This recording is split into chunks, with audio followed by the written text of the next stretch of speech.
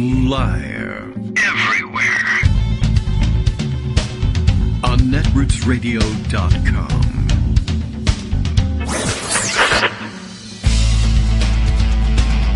David Waldman. Kagro. In the morning. Now, here's David Waldman. Hey, good morning, everybody. How you doing? It is Thursday, April 6th, 2023. Time for another show, whether you're ready for it or not. Busy working kitchen day around here, as usual, during the holidays, I guess. Happy Matzah days to all who have to go through that, or who get the first couple of days kind of enjoying it. Oh, yeah, I remember this stuff. It's it's crunchy. It's not delicious. All the other stuff that you put on it might be delicious. It's an interesting taste and a familiar sensation, and by the end of this weekend, I'm sure, when we come back on Monday and I'm still eating it, I'll be like, all right, enough with this already.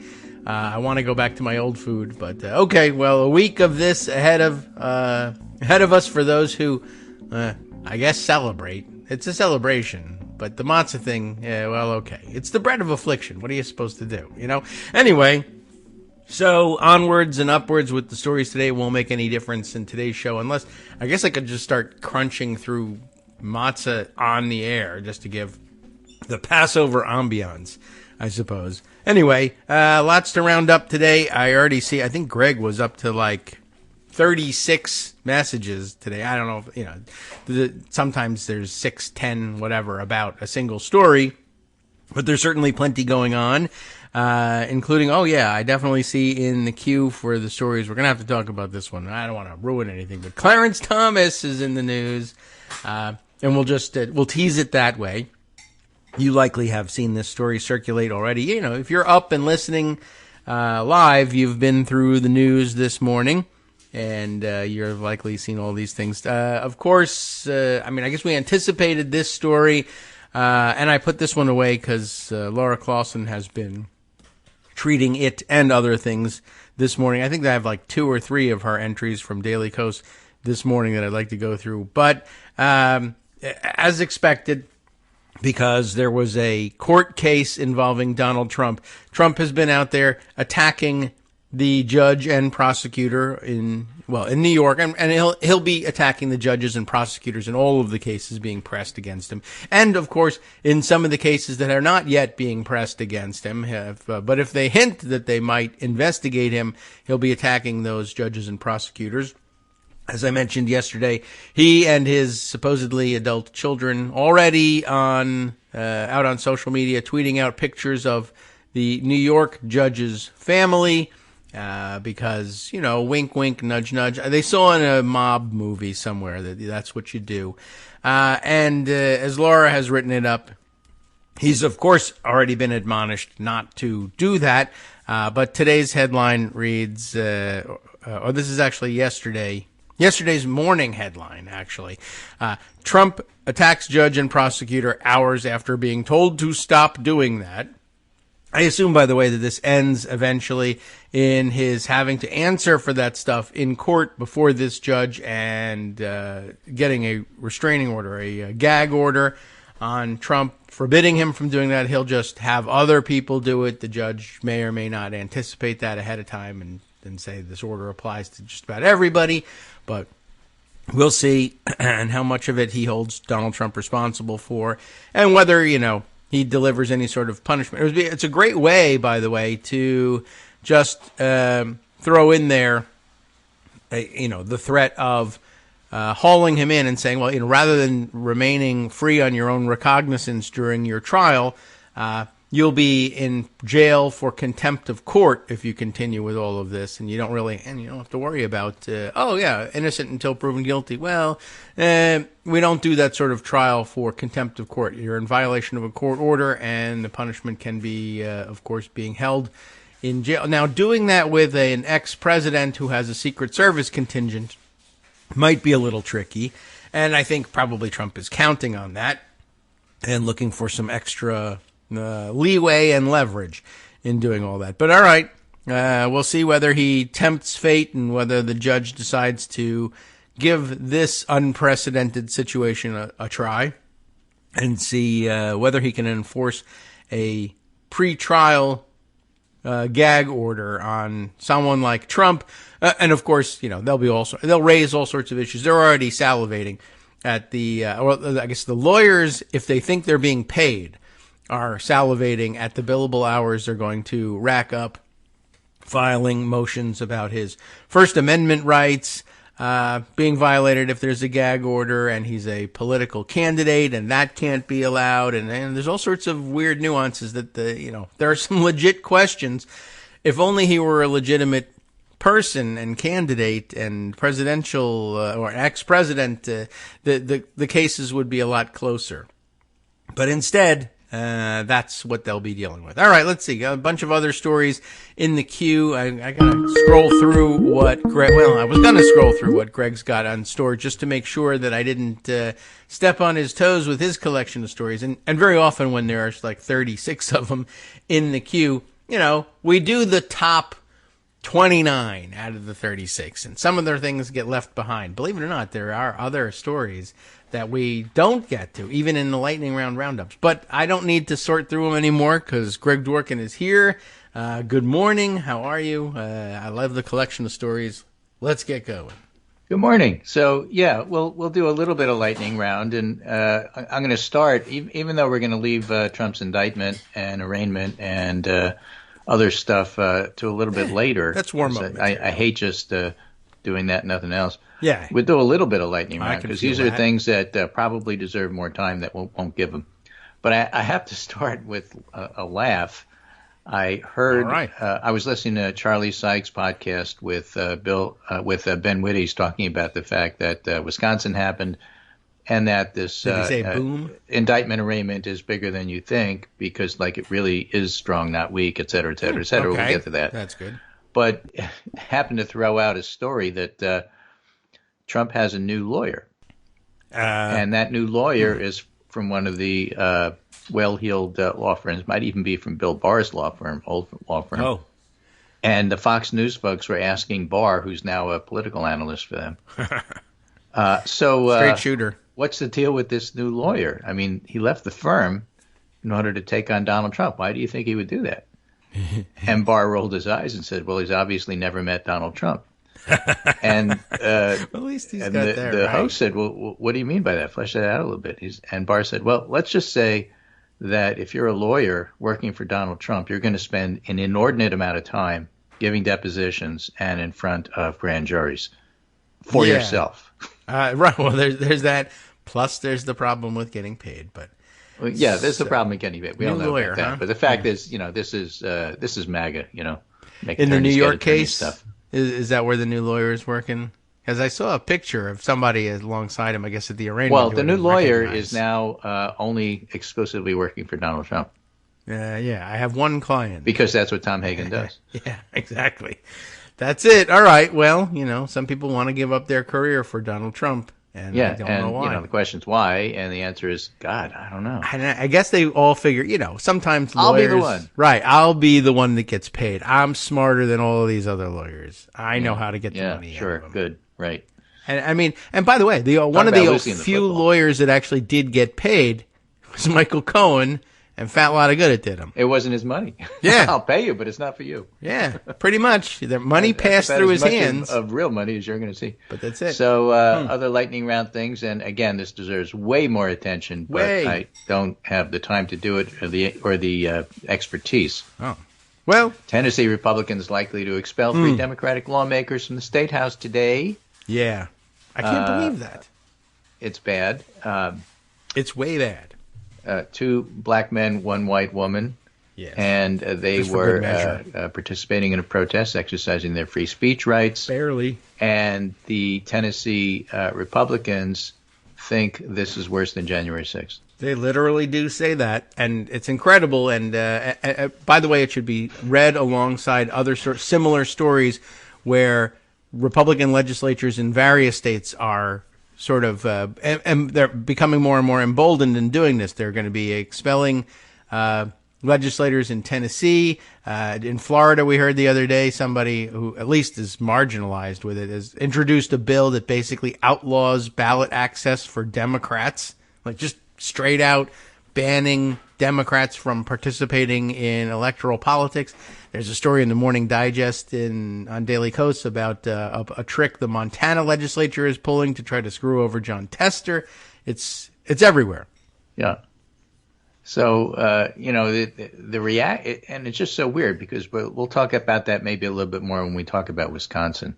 All right. Because the worse things go for Republicans in the ballot box, the more extreme they get. Okay. It's just like a straight line correlation. Yeah. Yes. There is definitely more. I'll let you continue on your trajectory. Well, I was going to mention Clarence Thomas and the billionaire. That's the story that's in ProPublica this morning. And I have to preface that by saying you're going to read in ProPublica. Maybe you hear a little bit about it from us as we move on to other stuff more related to politics. But you're not going to hear a lot about it today, I don't think, at least not in the morning, from other news outlets. And don't be surprised at that. That's like normal. And the reason I say that is what happens is somebody comes out with a huge important scoop like this.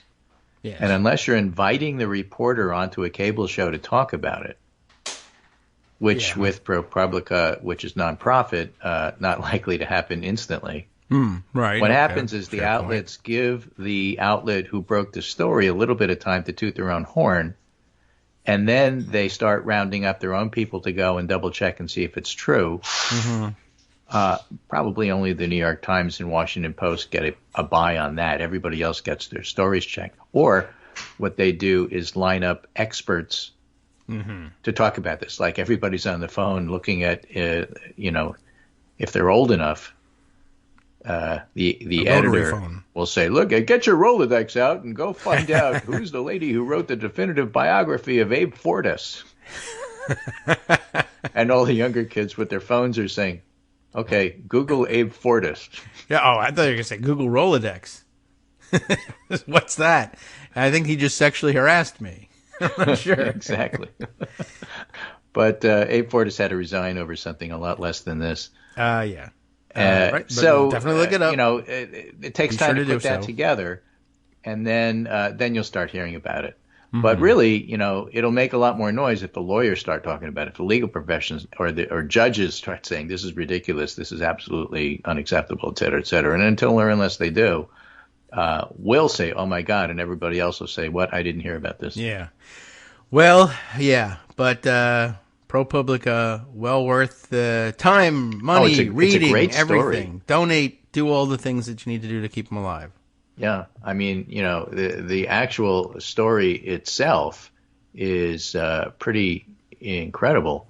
Yeah. Here, just let me give you the first couple of paragraphs. All right. In late June 2019, right after the U.S. Supreme Court released its final opinion of the term, Justice Clarence Thomas boarded a large private jet headed to Indonesia. He and his wife were going on vacation, 9 days of island hopping in a volcanic archipelago, on a super yacht staffed by attendants and a private chef. If Thomas had chartered the plane in the 162-foot yacht himself, the total cost could have exceeded $500,000. But no way. Fortunately for him, that wasn't necessary. He was on vacation with real estate magnate and Republican megadonor Harlan Crow, who owned the jet and the yacht. What do you know? For more than 2 decades, Thomas has accepted luxury trips virtually every year from the Dallas businessman without disclosing them. Documents and interviews show a public servant who has a salary of $285,000 per year, I presume. He has, I don't think they paid that once, and then he's on retainer. Yeah. He has vacationed on Crow's super yacht around the globe. He flies on Crow's Bombardier Global 5000 jet.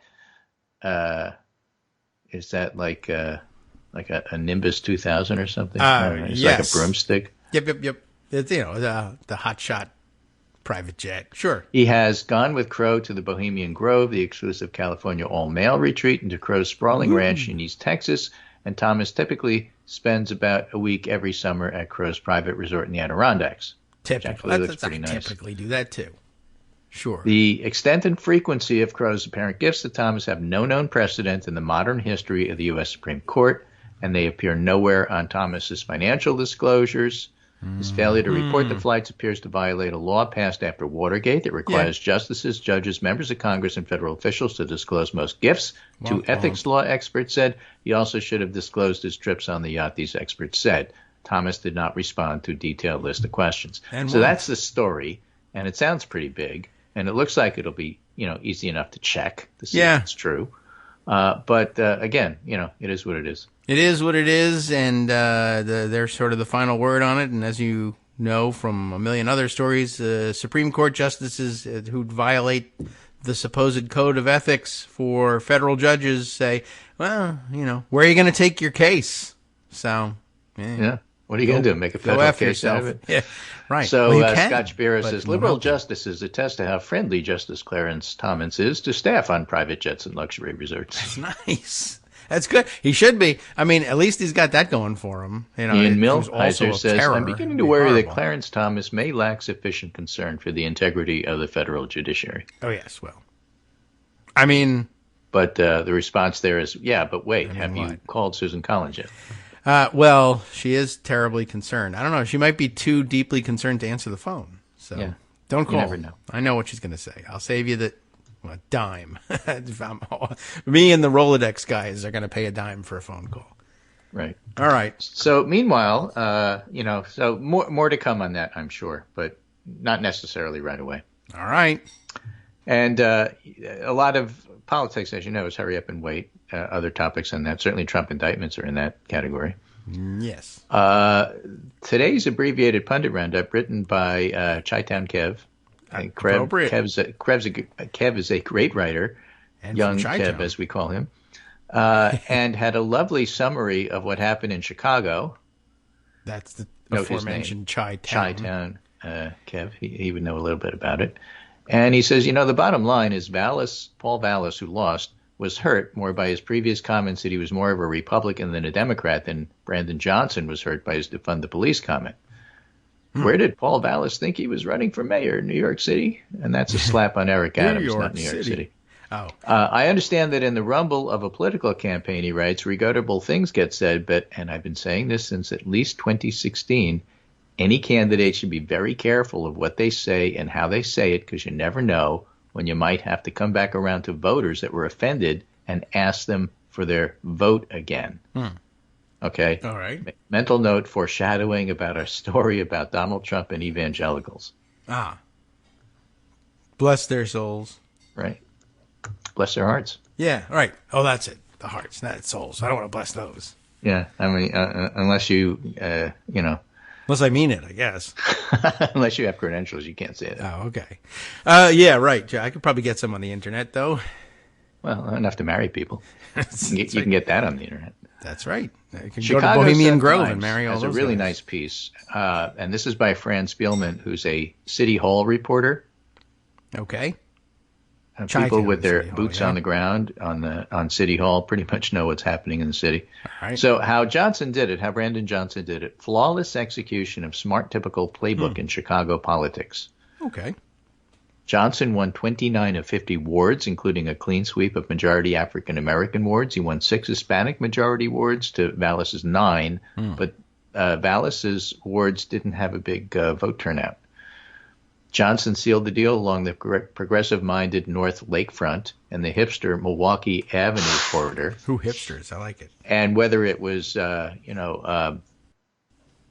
Bernie Sanders or, Larry Davidson or whatever it was,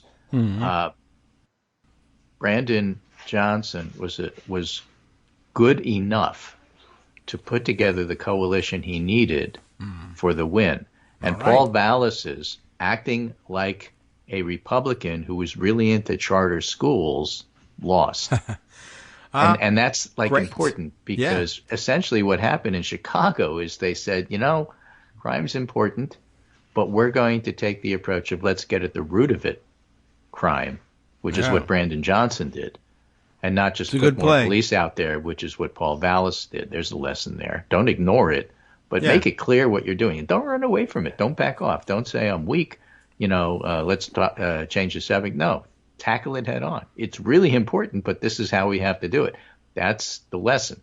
Seems right. Defund the police does not work, but reform the police or police the police. That works fine.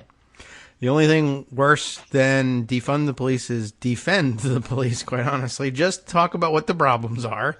Right. And you can deal City with Hall it. reporter for the Chicago Tribune, Alice Yin, says, as the takes pour in on crime in Chicago's mayor's race, remember that multiple things can be true. Chicago is not close to being the most violent city per capita, but it's the most violent of its major city peers. Swaths of the city live in the most violent zip codes in the nation, and their concerns are valid and pressing. Yes. And they seem to overwhelmingly back the candidate who emphasized root causes over more cops. That's the important insight. That would be, many Chicagoans both feel neglected by our police resource allocation, but also mistreated when officers do show up. So to sum up, we shouldn't dismiss the public safety focus of this election. It just wasn't the cut and dry angle pundits wanted after observing New York City and San Francisco results, which of course they all get wrong anyway. But it's like, you got to be tough on crime. Republicans will win. Yes, right. Sure, that's what. That's their only response, and it's wrong. Yeah, I mean, don't forget you'd be taking police advice from people who got the abortion thing upside down and backwards. I don't know if they related, but kind of like they're not reading the room very well. Right. That's the whole thing. So there's that, and the next on the agenda here, I think, is worth talking about, and that is the position that Republicans take. So, in other words, we'll get to Wisconsin where it was key, but if you're going to successfully label Paul Ballas as a closet Republican in a city like Chicago, where Paul Ballas is disrespecting Barack Obama, the most popular politician in Chicago, then Ballas is going to lose. Yes. I mean, it's not popular to be a Republican in Democratic areas. In fact, these days, it's not popular to be a Republican in Republican suburbs. So if you're going to paint Paul Ballas in a city like Chicago as a closet Republican, that is a good electoral strategy. All right. Is it true? Well, Betsy DeVos backed him, and he's for charter schools. That'll help in terms of painting that picture. So there's some substance behind the chart, the style there, and that's why charges stick. When there's a grain of truth to it, then it's going to stick. The grain has to be, a good one, a reasonable one. I just say that because I'm constantly reading stories of, where Donald Trump goes bananas and says something crazy, and we say, well, there's a grain of truth to it somewhere way down deep, but the closer you are to the grain of truth, the better. Right. And with Ballas, it's there. But if there's a field of wheat, then it's going to stick. Well, right. Sometimes it's an enormous, several grains. Well, if you build it, they will Would come. you rather fight one large grain or 100? Okay. Right. So, bottom line, being a progressive isn't the kiss of death to win elections in 2023, but you got to play smart. Okay. Well, with flawless execution of a plan. Flawless execution included running to the middle. All right. If that's the playbook and you flawlessly execute it, it's got to be noted. And you win with it, then there's nothing wrong with it, And then, so whether it's Joe Biden or whether it's Brandon Johnson, if you run to the middle in order to win and you win, that's why they did it. After the fact, you figure it out. That's why. Well, true. And congratulations for winning with the name Brandon, by the way. Let's go, Brandon. Yeah. So Jonathan Cohen is looking at a comment that Bill Griskin made, who's a journalist and a professor. And Bill Griskin says, Republicans had better get their abortion position straight, warns the Wall Street Journal edit page after last night's Wisconsin resounding judicial election. A total ban is a loser in swing states. And Jonathan Cohen, Citizen Cohen, one of our Jonathan Corner people. Yes. I don't do Jonathan Chait very much because Chait's, turning out to be something of a lost waste of time. Yeah. Jonathan Cohen says more of this. Of course, I think they do have their position straight. The problem is their position is highly unpopular. Yeah, that's a good point. That it's just losing. Right. And so here's a little bit more celebrating Wisconsin. Wisconsin is like Kansas. It's enormous. It's a political earthquake, the results of which are only sinking in as Republicans get past the denial part. Let that sink in. Yeah. But, you saw the denial from the response that Daniel Kelly made. I wish that in a circumstance like this, I'd be able to concede to a worthy opponent, but I do not have a worthy opponent, and then called her a serial liar and beneath contempt, yada, yada, yada. Michael Steele, the former chair of the Republican National Committee, which is notable because he was chair during the Scott Walker years. Yes, and he helped orchestrate winning Wisconsin Republicans. Right. And he says about Danielle Kelly, she was worthy enough to whip your ass. What's beneath contempt is more and more Republicans like you losing like this, whining weak shells of a candidacy unwilling to concede defeat. All right. So that's pretty straightforward. Yeah, he's an interesting commentator these days because never Trumpers always are. Yeah. Again, they don't have a constituency in the Republican Party, so let's not over exaggerate who they are and what they do. But they have a lot of interesting things to say, and they feel good for free to say it. Sure. All right. Well, Wisconsin, like you said, like Kansas, in the sense that it's a political earthquake. But as you commented earlier, I guess reading, which Jonathan were we on again? Jonathan Cohen. Yes. But mentioning that it's so important in swing states, it's actually turning out to be incredibly important and determinative in states that you don't think of as very swingy. Well, they're going to be swingy if this keeps up. They're turning them swingy. Yeah, right. So now everything's a swing state because of this issue. Excellent. Wisconsin route points to Democrats' enduring post-Dobbs strength, says the New York Times. And again, we talked about the fact that Republicans are still saying to themselves, well, this Dobbs stuff will go away. This Dobbs stuff will go away. It's not really important, said the white male, unnamed Republican strategist. They're just so wrong. We said at the time they're wrong. After Kansas, we said they're wrong. And after Wisconsin, oh my God, are they wrong? Yeah. Well, let's rack up some more wrongs. One of them will make a right. Hi, I'm Scott Anderson, the guy that writes the daily summary for this show, Kagro in the Morning. Thank you to everyone that supports this show. Many of you send donations through PayPal, Patreon, Square Cash, Radio Public, and so on. Some of you write your own essays and send them in, or read articles with your own commentary. We appreciate it. Now, some of you are listening to this and thinking, I'd like to help, but isn't there something I could do that wouldn't require money or effort?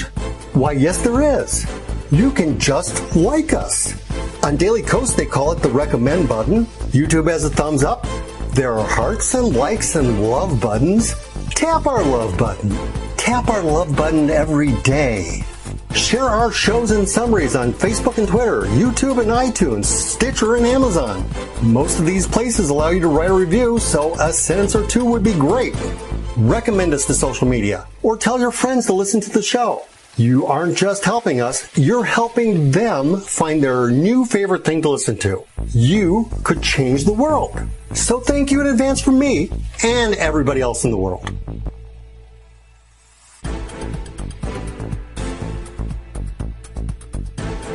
All right, welcome back now to the Kagro in the Morning Show here on Roots Radio. We continue. The Republicans, as I understand it, bad. Yeah, so. Republicans bad, Democrats good. Yeah, right. So if you need a summary, there it is.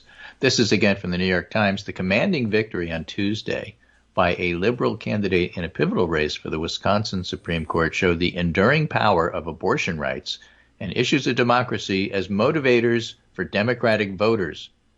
And if you're like only 6 months old, you perhaps still remember all the stories about, well, abortion seems to be fading as an issue. Yeah, sure.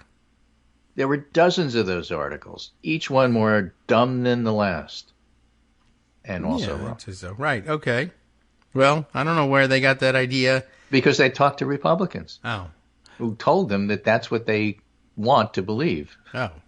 Well. And so, the reporters dutifully, stenographed it and wrote it down and told you that we spoke to insiders who say, stop going to diners. But the Times points out as well as a continuing struggle among conservatives to put forward candidates who can unite Republicans and win general elections. Now, there's more to it than that, as Greg Sargent notes, and we'll get to that. But it's also about democracy. I mean, the abortion stuff wasn't the only thing on the ballot. It was also the severe gerrymandering and people not liking it.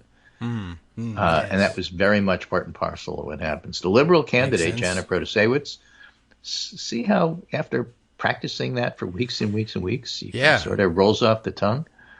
Swept onto the bench like by Krzyzewski. 11 percentage points, a staggering margin in an evenly divided battleground. Remember, 1% is a landslide in Wisconsin. That signaled just how much last summer's Supreme Court decision overturning Roe v. Wade has transformed American politics. The Wisconsin race centered squarely on abortion rights and political representation.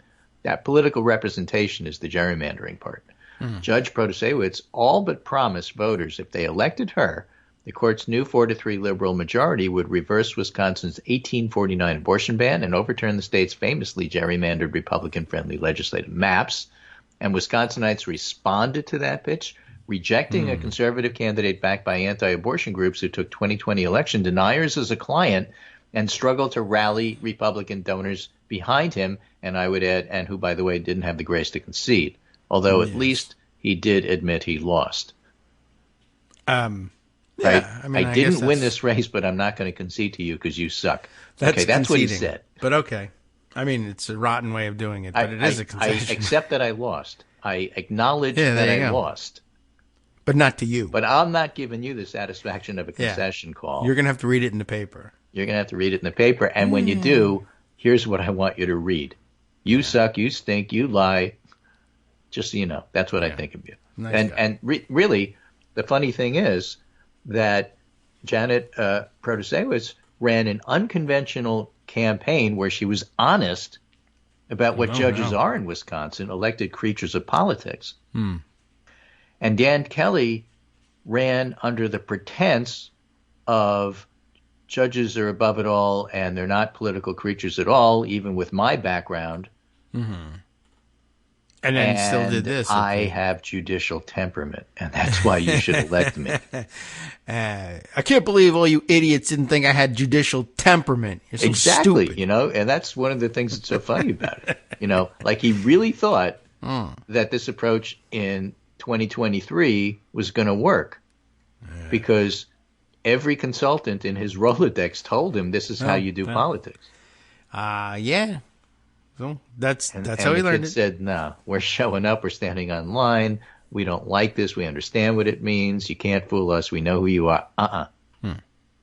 Okay. So the outcome, says the Times, combined with a surprise victory in Chicago's mayoral race by Brandon Johnson, an outspoken progressive, who they left out tacked to the middle to win, demonstrated that the country's largest unified political left is sustaining momentum since its unexpectedly strong showing in the midterm elections. This is so weird. This isn't left politics. This is center politics. This is the center where the country is. They're doing it from the frame of, we don't understand how in a Republican country all these leftists keep winning. Let's write a story about it. Well, it is centrist two parties politics. In this country. It is moderate politics to say the majority of the country clearly are unhappy with the Roe v. Wade decision on Dobbs and want to go back to the way it was. The radical leftists say, well, they win for the leftists because they won on this issue. This is as centrist. What is your definition of center? It's a 50-year precedent. 75% of the country wants this. That's true. On the books for 50 years, 75% of the country wants it. That's a conservative issue. Yeah. Even as conservatives fight among themselves and struggle to counter Democratic messaging on abortion rights, because clearly the reason that Kansas happened and Wisconsin happened was messaging.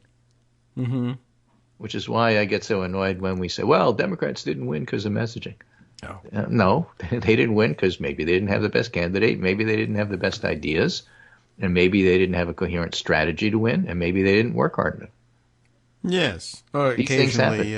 Also, messaging, it matters. But it's not the only thing, and it doesn't cover up all the other weaknesses.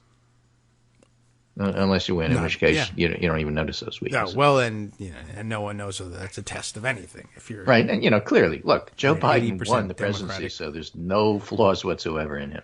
That's not how it works. Everybody has flaws. The question is, do you at least understand what's going on enough so that you can put together a strategy that's good enough to win?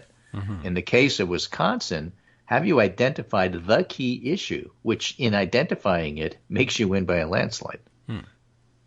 And messaging ain't going to help there. And they tried that, and what you hear the Republicans saying, and there are various and sundry stories scattered around with Republican consultants saying, look, guys, saying to Republicans, we have to back off on this ban everything. People hate us. We're getting clobbered. We're having our heads handed to us. These are we should ban that strategy. To the effect quotes. Yeah. People said to the effect of, which means I don't have to quote them word for word, but this is what they said. I lost the article, but this is the effect. Yeah. Right? And they basically said we have to back off on these complete bans. We're getting our heads handed to us. As if it's as simple as telling evangelicals, look, the thing that you want, don't want it because it's not good for us. Like you can turn that on and off with a spigot. What are you, stupid? You recruited these people. Maybe you told them it was important. Yeah. What do you think's going to happen now? Maybe what happened in the 70s. They'll go home and stay home. Maybe. And be Republicans apolitical. are now heading into a series of coming races, said the Times, for Kentucky governor, for president, for an array of Senate seats, with ample warning signs about the pitfalls of nominating candidates who hold positions on issues like abortion in elections that are unpopular with voters in the nation's most competitive states. And as you pointed out, they're even unpopular in places like Kansas. Yeah. Right? So what do? Okay, these so-called brilliant Republican consultants say, look, guys, we got to, we got to nominate people who at least can pull off looking like a moderate, like Glenn Youngkin did, right? Briefly. And the Republican base said, yeah, we'll go with Blake Masters. Thanks. We'll go with Carrie Lake. That's who we want. Well, and you can have them, and you can lose, and that's what's going to happen. All right. And that's why, look, I know that as soon as something like this happens, like Wisconsin or Kansas, right, the immediate Democratic reaction is, okay, let's not get complacent. Well, let's not. But let's not. Okay, fine. Now what? That's easy. Because the fact is, you've identified these issues. We are on the right side of it, and you better damn well run hard on it. And if you do, we will win. And that is not being complacent. You got to do the work, but that's not being complacent. Yeah. That's not even messaging. Right. It's picking the right issue and making clear that you support it, and then you want to message it to prove it to people. Well, that's, icing on the cake. But Republicans are on the wrong side of this issue, and they are going to double down on it, whether it's Tennessee or Idaho, where it's going to be illegal to leave the state, not just for abortion reasons, but for any reasons. Yeah. Just build a wall. Yeah. You got to make sure you highlight that. This is Greg Sargent. Wisconsin's stunning outcome puts MAGA Republicans in a serious bind. To understand the significance of the victory that liberals just pulled off in Wisconsin Supreme Court race, a win largely driven by abortion rights, consider, that issue that's going to fade away, according to unnamed male Republican consultants. Consider what is set to happen some 1,100 miles from Madison. In coming weeks, Republicans in Florida's state capital, Tallahassee, are expected to ban abortions after 6 weeks. Sure, why not? Go for it. You don't even know you're pregnant. Right. So, all of you listening may be subject to that ban. You don't know yet. Liberal Janet Protasewicz was elected to Wisconsin's High Court, 55-45. It's actually 11 after the overnights came in, over rival Daniel Kelly. That stunning margin in a razor-close swing state, delivering liberals control of the court as it prepares to consider state abortion bans. Support abortion rights suggest that those rights will continue to be a winning issue when on the ballot, but this becomes more significant with 2024 GOP hopefuls such as DeSantis with that 6-week abortion ban. And many other Republican state governments that are moving to further restrict abortion rights, even as this again proved a huge political loser. So as the Republicans say, oh my gosh, we got clobbered with this, the more conservative, the most conservative states are doing a ban without exception approach. Yeah. Then they get mad when you say to them, wait, you keep accusing us of wanting no exceptions. We have an exception. Where's your exception? Well, New York. You don't control what's going on in New York. Well, just stop it because, it's mean. Well, that's not much of a strategy either. You do want a ban. Your base wants a ban. Sure. Of course. And who is the party, you or your base? Whoa, it's a populist party. Well, does that mean it's the base? No, it's us telling the populace what to do. Right. It's a top-down populism. Wait a minute. That doesn't make any sense. No. Sorry. Too bad. I don't know. They keep wanting to do this. I would say it's time for an autopsy, but they don't like those without any exceptions because it's being Plus driven guns. by their evangelical base. Period. End. Yeah. And it's fine to say that that's what they are. That's who they are. That's what they want because it's true. Yeah, I do think it finally has. I think in the popular perception, they see it. The they time see is these people now trying to pass make these it work. laws. Yeah, they're watching what happens, and you can no longer get away with saying, no, that's not me. I don't advocate that position. And everybody says, you know what? Even if it was true, it wouldn't matter because you'd be 1 out of 99 Republicans in the state, and the Republican position in the state legislature is go with the ban. And not only that, but ban everything else. If you feel that way, Books, you'd vote for it. So abortions, yeah. Yeah, right. And in exchange for your committee assignments, you'll change your vote. So, right, or a trip on Justice Thomas's yacht. Oh, yeah, right. Might as well call it his yacht at this point. Well, that's what it is. He gets as much use out of it. I wouldn't doubt that the billionaire guy, might have 10 yachts. That's the one I let Clarence Thomas use. The Wisconsin results, says Greg Sargent, suggest the trend that developed in the 2022 midterms and will continue. Candidates who stood up for abortion rights defeated anti-choice, election-denying MAGA candidates everywhere. And that's the message. But Democrats also spend heavily on spots that cast a conservative court as a threat to democracy. Democrats argue that a right-wing court could subvert the state's 2024 presidential outcome and noted that a liberal court might overturn the state's extremely gerrymandered legislative districts. This combo helped drive the size of the Wisconsin victory the state Democratic Party believes, as well as record turnout for a state Supreme Court race totaling 1.8 million votes. Mm-hmm. It doubled the size of the primary. Nobody expected this kind of turnout. They expected it to be heavy, but not this heavy. Her emphasis probably did put abortion first. Charles Franklin, the director of Wisconsin's Marquette Law School poll, told me, the MU Law poll. But it specifically talked about democracy in the broader sense of the term. Yes. And this is an important point that gets lost. It's not just abortion. It's also, and you guys want to do things like what they're doing in Tennessee and Idaho. It's anti-democratic. You guys want to restrict people from voting. You know, what about voting rights? Democrats aren't fighting hard enough against voting rights. Well, you got to do it smartly. And one way to do it is, lump it in with a whole attack on democracy. You not only want to decrease voting rights, look what you're doing with gerrymandering. Oh, yeah, I could see that. Mm-hmm.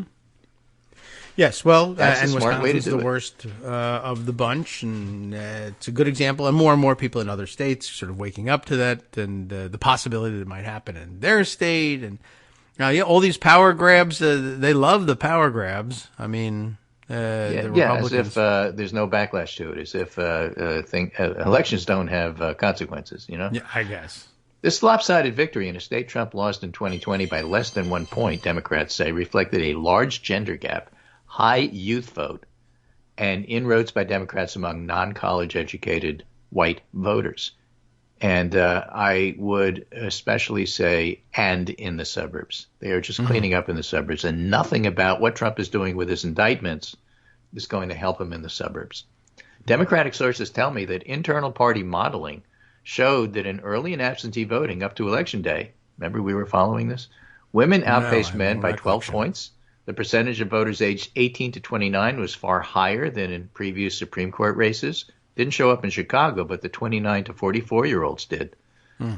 While analysis of the Election Day turnout is still needed, it appears these factors held through Tuesday's voting. We heard all sorts of stories about the lines at the universities, et cetera, et cetera. So now you can expect that Wisconsin's going to try to ban voting at universities. Yeah, or just voting. Depends. Spring elections, you can't vote unless you're 45. Spring elections historically in Wisconsin have tended to be older and whiter and more conservative, Franklin told me. By contrast, this election's turnout was relatively high in college areas and in Milwaukee. In the most diverse county and city in the state, one big question is what happened with non-college educated whites, particularly those in rural and small town areas, heavily Republican demographic. Wisconsin has a higher percentage of those than the other blue wall states, Pennsylvania and Michigan, making the state a good test of whether Democrats can recapture them. One might surmise that a pro-choice message motivated educated suburbanites But Franklin said she did surprisingly well in rural and working class areas in southwestern counties like that Trump carried twice.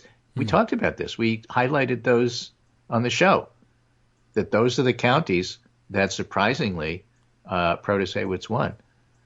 And the previous liberal judge running also did well in those areas. Right. So there are issues that can carry rural areas, if you highlight them down. I would like to know what they if you want to say, okay, that's messaging, fine. But you got to have the understanding of what the issue is before you can message it. You can't message your way out of what the Republicans are doing on abortion. Yes. So he concluded that's really notable. And Wisconsin, the state legislators heavily gerrymandered, which helped Republicans keep tight control, even though Democratic Governor Tony Evers won statewide majority in 2022. That control, in turn, is keeping the state abortion ban in place. Result, messaging about protecting democracy is unusually potent in this state, since it directly is linked to preserving abortion rights. So it's a twofer. Yeah. Well, they've been so extreme in that, and everyone can feel it. And when they turn out and they vote and have election results like this, 11-point statewide wins, and then look at the construction of the makeup of their state legislature and their congressional delegation. Here's a simple messaging thing and how you make it a twofer. Okay. You can't just say voting rights are important. Why aren't you for voting rights?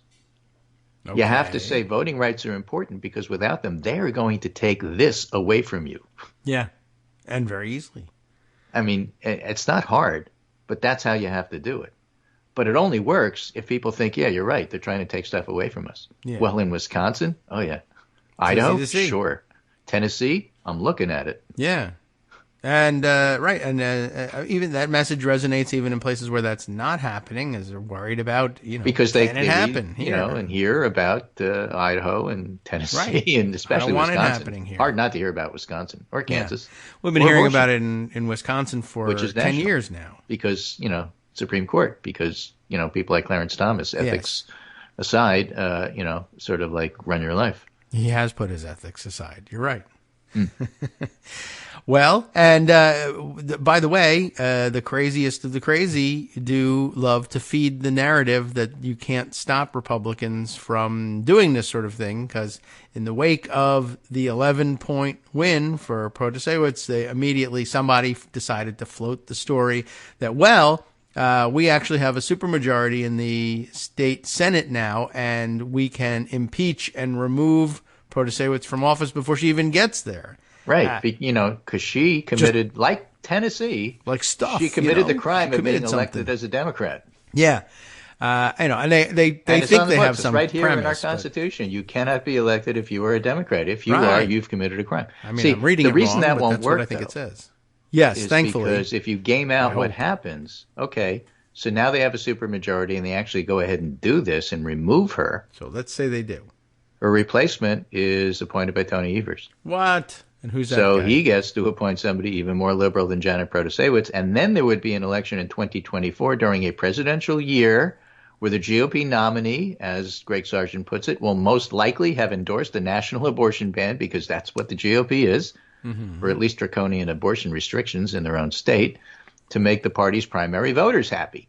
And if that happens, it'll also be hostile to democracy and voting rights. So now you put that more liberal than Protasewicz person up for a vote in a year where you're going to get the kids to come out again. And so, no, that's a stupid strategy. It's not going to work, and I don't think they're going to do it. Well, their state Senate majority leader, immediately did the thing that you think that a normal person would do. They come out and they say, no, that's not what's going to happen. That's not where we're going. I mean, sometimes that's a lie, but for now, at least, they usually... The former state Senate leader? The current state Senate leader. Yeah. Said, no. But so that's good. I mean, maybe he's lying. I don't know, but he's performing the role as traditionally written. So I guess that's a good thing. They just say, this is our weirdos speculating about how fun would it be if all their fantasies came true. But that's not what we're doing. I hope that's the case. Although the way you explain the backstop against it, I don't know. Maybe I hope it's the other way. But be nice for stability in the country. Well, if the you person do that, who was you're only elected going to got guarantee to serve. that the Democrats do even better. Yeah. So in the few minutes we have remaining, let's look a little bit about the Trump indictment and arraignment. All right. There was a great sketch of Trump in court, which was circulating. I don't know if you saw it. I don't know. No, I don't know. Is it in your... Do you have No, it isn't, but I'm going to send it to you. Yeah, okay. I'd love to take a look. Because you have to understand that it's New York. Scribble could be doing his hair, Right. Yeah, all right. But see, the point is, because it's New York, the person who did the sketch essentially sketched him as if he were Flacco the Owl. What? Who? Okay. Right. Here's the sketch of Trump. This is the one on, okay. There we go. Oh, yeah. Look at that. You see it? Yeah. And here's the famous Central Park owl Flacco, who escaped from the Central Park Zoo. And they look exactly alike. They have the same eyebrows. Yeah, that's a good side-by-side. All right, cool. But as Quinta Jurasek says, without getting too into the weeds of the current debate on legal Twitter, and I love that because I'm not a lawyer and I don't like to get too deep into the yes, you do. What is it? The rule against perpetuities? Is that the one we're doing? Okay, yeah. Well, there's a lot of rules yelling against at me things. on Twitter because I didn't say against, and against is the key word, and I was laughing and said, lawyers. Yeah, right. It's not magic incantation. The key word is perpetuities. Yeah, really.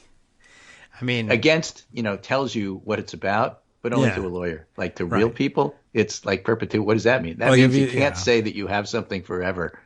That's true, right? I mean, that is the key word. Like, what did you say? Rule on perpetuities? No, it's the rule against perpetuities. Rule about, the rule that we have on perpetuities is that we're against them. So I mean, exactly. Got it. Whatever it is, I'm against it. So Quinta Jurasek said, without getting too into the weeds of the current debate on legal Twitter, I'm just making fun of you lawyers. We need you.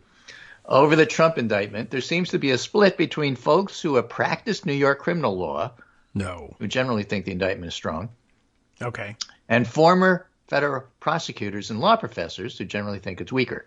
And those, of course, are the people who are asked to comment on cable TV. Well, yeah, that does happen. Because the practicing criminal law people are in court. Well, that's true. They're busy. That's one thing. And, federal law. Federal. It sounds very important, so you want to talk to the federal people rather than the state So I'm going to look to the non-lawyers to describe some of this. Matt Fuller says, the thing about the Trump indictment being a weak case is that it isn't. He clearly broke the law. He knew what he was doing. He did it repeatedly with intention and with knowledge that neither the public nor the IRS could know about it. Yes.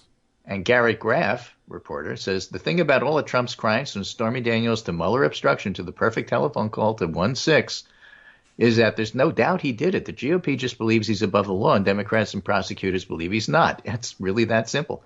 Right? In none of the defenses that the GOP uses for Trump, which is basically, this is politics, none of them say he's not guilty.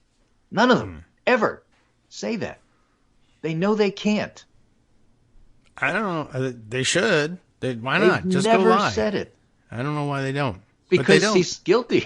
Well, yeah, but I mean, you don't want to get caught in that. You want to make it about something else. And the something else they want to make it about is politics, or on much firmer ground there. It's a smart move, but just understand what they're doing. Yes. Yeah, I don't know. I guess I'm still astonished every time a Republican says, oh, I can't just lie about that. Really? Wow, you can't? All right. I mean, I think I see you doing that all the time. I'm glad you're not. And for those of you who think, no, George is more important, or the documents case is more important, or it's important that Mike Pence has to testify, it's important that Mark Meadows has to testify, whatever it is, Rick Perlstein has your answer. What is that? He said, look, Trump indictments are like buses. If you don't like this one, another one's going to be along soon enough. That's true. Like his books as well. Yeah, but there's every reason to like them. Atlantic article by Quinta Jurasek. This is actually quite bad. The Manhattan District Attorney's charges underscore how profoundly unsuited Trump is for the office he is now again seeking. The thing that the legal analysts haven't done properly, in my view, my non-lawyerly view, is point out, and this is where practicing in Manhattan versus everywhere else comes in, is that blue-collar indictments elsewhere aren't white-collar indictments in Manhattan. White-collar indictments in Manhattan give you a bare-bones sketch of what the indictment is, but by law in New York, you don't have to go into super detail about like what you really have. And nobody was set up for that. In other words, they didn't tell us in advance, expect that you're not going to hear all the details in the indictment, because in New York, generally what happens is that comes out later. If somebody had just said that, I think we'd all be prepared for it. And then you get the indictment and you read it and say, well, this is really bare bones and it doesn't really tell us everything. Well, hello? That's really kind of true everywhere. I don't know anybody that has to lay out their case in an indictment. That's what they should have told us non-lawyers before this came out, and it was totally missing. You want messaging? There's your messaging. I guess, yeah, maybe there is something there. I mean, I guess everybody needs to be prepared for that. And people like me struggle to figure out what's going on, and they look and they say, oh, this is white-collar Manhattan legal finance stuff. I'm not going to look this up. I had enough trouble with the rule against perpetuities. I'm not going to go try and learn this before the show in the 15 minutes I have when I'm preparing my articles. All right. Yeah, it's a good point. I guess everybody should have been, educated about it. But it's one of the differences between white-collar crime and whatever. Like I said, I'm never sure. Who knows what the other color is? But the show, I think the other day, and if I didn't, I said it on Twitter, the whole point about white-collar crime is that you want it obscure. You hire people to make it obscure if you can afford it. If you can afford to host Clarence Thomas on your yacht, you can afford a bunch of lawyers and tax people who are going to make what you are doing to earn that money really opaque. Yes. And the thing about white-collar crime is it's not always immediately obvious why it's criminal or that it's criminal, whereas in a criminal indictment in the other color of collar, if the indictment is bare bones, it still says he shot that guy. Everybody knows that's wrong. Yeah, but what he did is that he lied about these things in order to cover up these other things. Right. Well, what other things? That's the whole key to the case. Well, you're going to have to wait on that. Yeah, well, that's the part of what we call a trial, and there's like evidence, and people say this happened and that happened, and the other side says no, it didn't, and then the jury decides whether it did or didn't.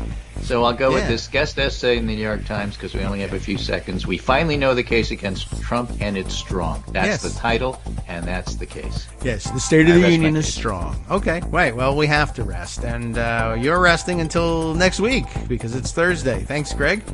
We'll see you Monday.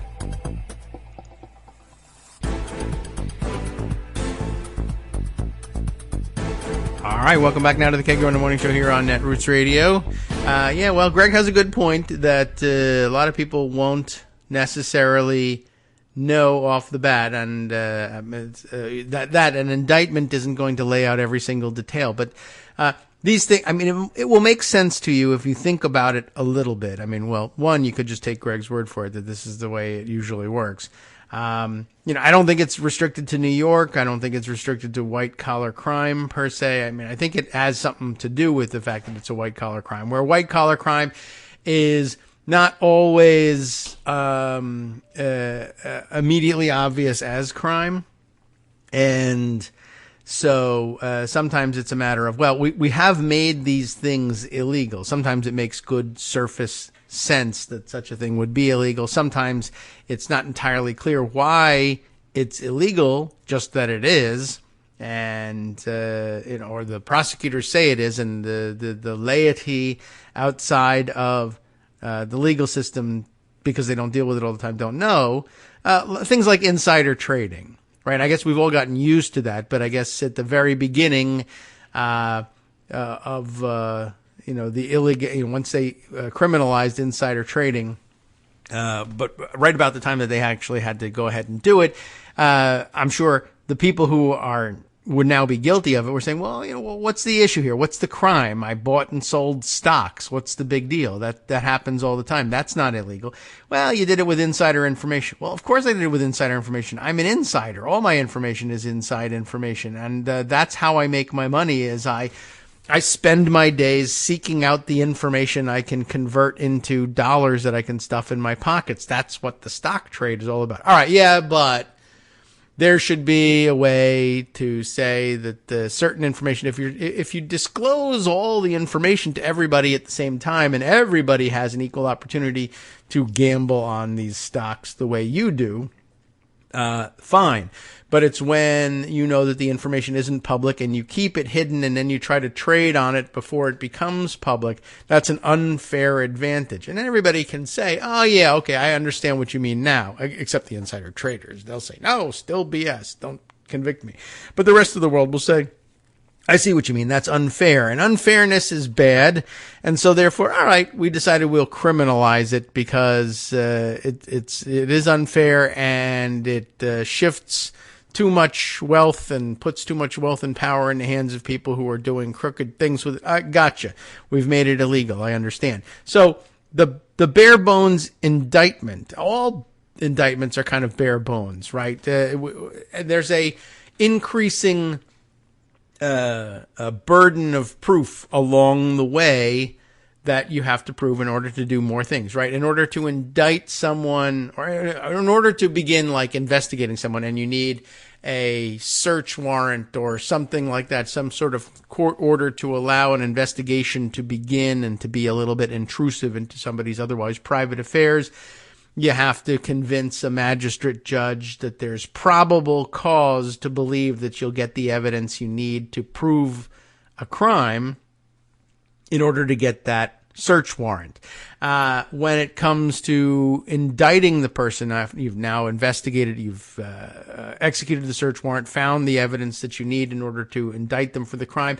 At this point, this is where we start saying, well, remember, the person is innocent until proven guilty, but we have to have a shot at proving them guilty. We want to bring them to trial. And so, an increasing burden of proof. You got a prosecutor will have to show to a grand jury that there's reasonable belief that you're going to be able to sustain a conviction on this. There's a reasonable person would believe on the face of the evidence presented at this point to the grand jury, and it's presented by only one side, the prosecuting side. There's no defense involved or no defense presented at the grand jury level. But again, you're only asking, well, would a reasonable jury be able to conclude, based on a trial held on these presentations, that that you might result in a conviction here? Yes. All right. So then you're indicted, but you don't lose your liberty yet. You'll be arrested for the crime and arraigned for the crime and either released on your own recognizance or able to post bail, etc., whatever the situation is. And then you'll have the trial. And at the trial, then we'll lay out all of the evidence that we showed in secret to the grand jury, but we'll lay it out in public and allow a different jury to hear it. And then we'll finally ask them at the end, if it's a criminal trial, all right, is it now, having seen all of the evidence and heard all of the defense to the evidence and the defense's theory of the case, which is there was no crime here, or if there was one, he's not guilty of it, or whatever it is, whatever defense, and there can be multiple, and you can offer both. But now you've heard all there is to hear from the prosecution. You've heard all there is to hear from the defense, minus anything that the judge said as a matter of law you're not supposed to hear because it would be unfairly prejudicial or whatever, the exclusions. You take all of what was presented in court and go and ask yourself, are you now convinced that the person accused of this crime is in fact guilty of it beyond a reasonable doubt? And we ask that you be unanimous in that decision. And if you still say, yeah, now that person is guilty, having seen all of this evidence, that's when you can actually take somebody's liberty away and put them in jail, put them in prison for their crimes. That's where the burden of proof is highest, and that's where all the evidence has been laid out. But to this point, why is it bare bones? How can you indict somebody with just the thinnest premise? Well, one, because nothing is happening here. We're just saying, well, we think that it's possible that we might be able to prove at trial that this person actually did it. In fact, we have a pretty good idea that we can. And we won't even necessarily go forward with the indictment unless we think we can. But we're not taking anything away from the person at this point. They have to be given an opportunity to defend themselves, but we have to be given an opportunity to put on the case. So, yeah, don't worry about the fact that it's kind of bare bones. What's required in an indictment? A crime. You name the crimes that you think this person committed, and you show the basic building blocks of it. We think that the elements of the crime we're charging them with are A, B, and C.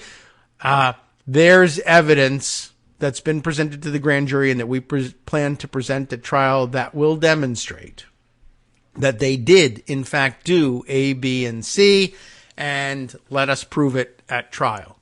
That's all there is to it. So is it bare bones? Are we going to do you lay out the testimony of the people who you plan to call as witnesses at trial? To some extent, just to show that you have such witnesses and they are going to make some declaration that will establish the elements of the crime.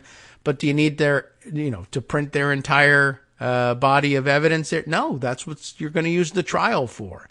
The jury is supposed to hear that. You don't just write it down and float it out at the newspapers and say, well, that's probably pretty guilty, right? No. You wait for the jury to do that, and you have arguments over the evidence. Some of the evidence that the prosecution might want to bring might be excluded at trial based on the defense's arguments about it. So there's no point in laying it all out now. And none of it will be a surprise to the defense. All of the evidence that they plan to present at trial will be disclosed to them ahead of trial. So there's no unfairness about it being bare bones. The fact that it's bare bones doesn't mean the case is weak. It means the case hasn't been presented yet, which is another way of saying you don't know if the case is weak because you haven't seen it. What you've seen is the outline. I guess that's a good way of describing it in layman's terms, particularly to those of you who might still be in school or have kids who are in school and are going through this now, right? And they're being asked to write papers for their high school class or their college class. And step one is, by a certain date, you need to tell us what the thesis of your paper is going to be, right? Indictment stage. Grand jury. You run it by the grand jury. The thing may change, right? But you ran it by the grand jury of the professor. Is this a sufficient thesis? Am I on the right track here? Am I going to be able to develop an entire paper on this? Or is it too broad? Is it too narrow? What is it? But no grades are being issued based on the thesis, except maybe you get 10 points for submitting your thesis statement on time. But then we go to the draft outline stage. I need you to show me the outline and maybe some hint about what sources you're going to use, just so I can be sure at this early stage in the semester that A, you have a thesis that's workable and provable and manageable, and B, you've got some idea of where to turn for the proof you need in order to convince me of the thesis. That's the indictment stage. Okay. Go ahead with the paper, and you wouldn't say, handing me the outline, this is a weak paper. I'm going to give you an F on it. You might be able to say, there's not enough evidence doesn't exist, or you haven't shown me in your bibliography that you've found it.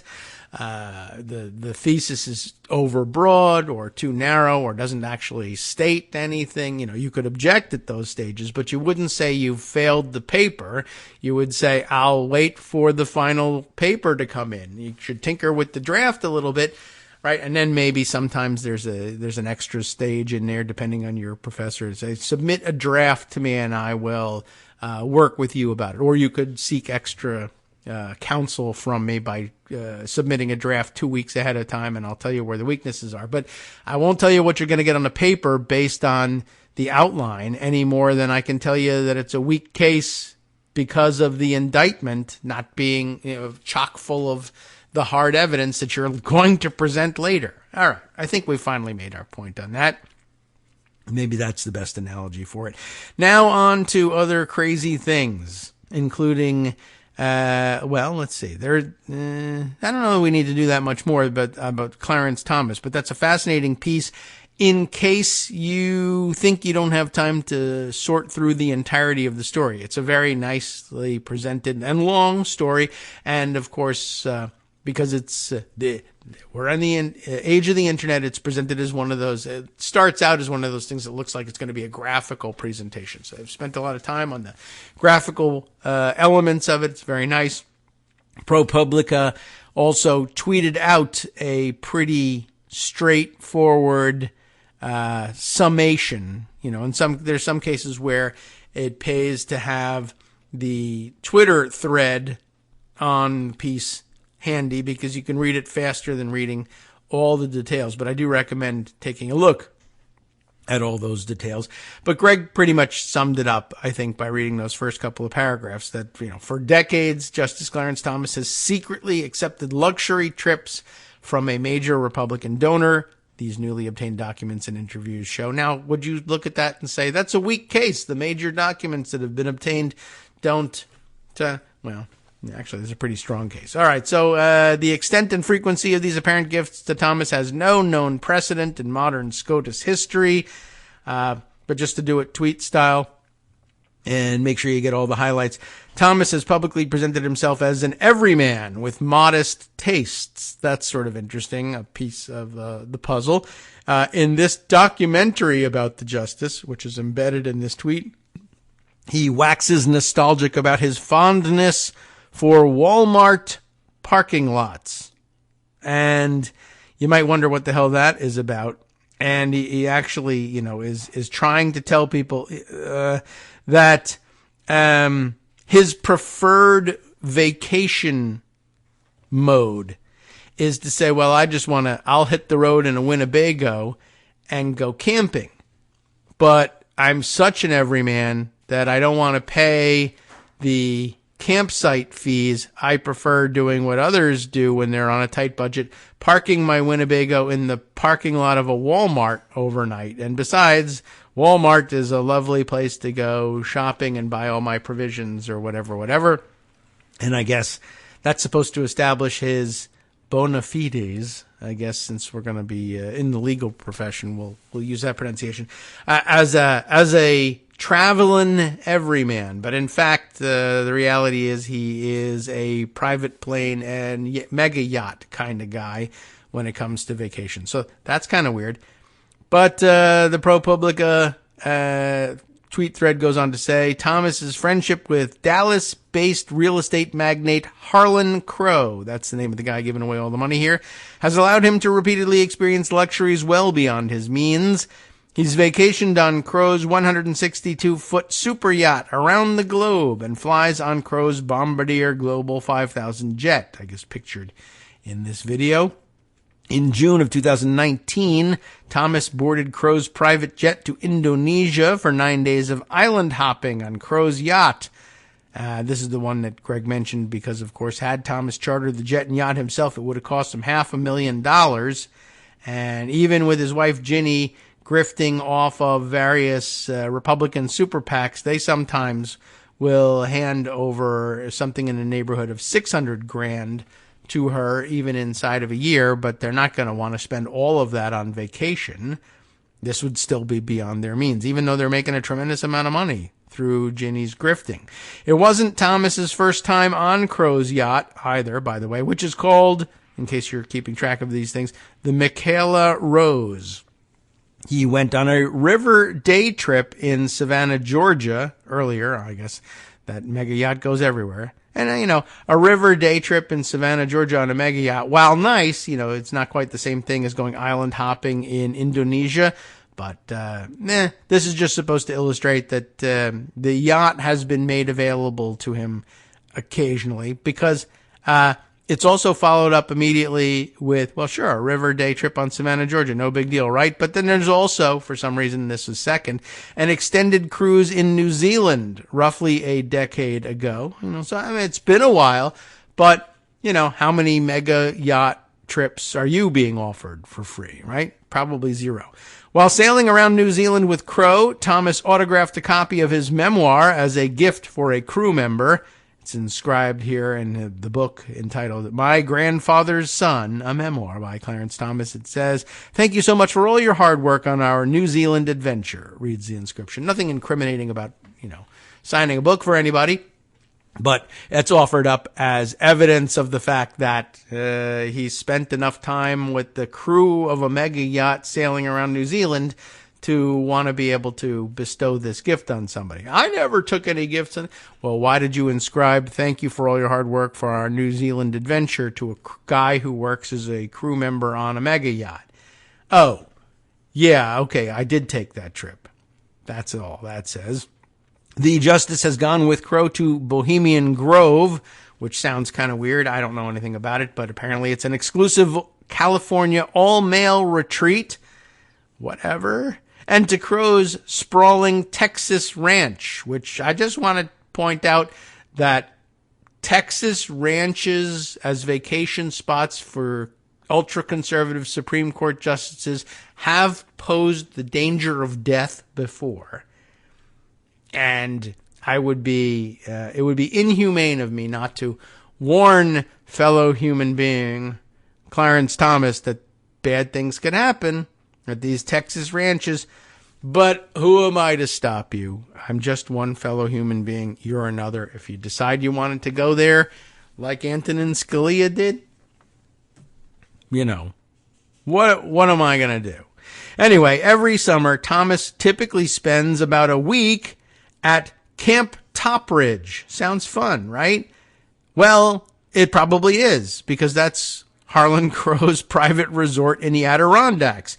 So, I don't know why they followed up the mega yacht cruise thing with, well, he had a day trip in Savannah, Georgia. That actually sounds like cute and endearing and not very super yachty in a weird sort of way. Maybe that should have been last on the list, because honestly, basically, what do you say? Well, he flew me in his private jet to Indonesia, and I went island hopping on his private yacht. He presumably flew me to New Zealand, because then I also went private yachting for a week around New Zealand on that mega yacht. I also have gone to Bohemian Grove with the guy. I went to his Texas ranch for vacation. Every summer I go for a week free vacation at his resort in the Adirondacks, and also Savannah River cruise. So, it's kind of a major thing. By the way, inside of Camp Topridge hangs a photorealistic painting of one of Thomas's visits to the 105-acre property in remote upstate New York. The painting shows Thomas enjoying a cigar alongside Crow and chatting with other conservative power brokers like Leonard Leo.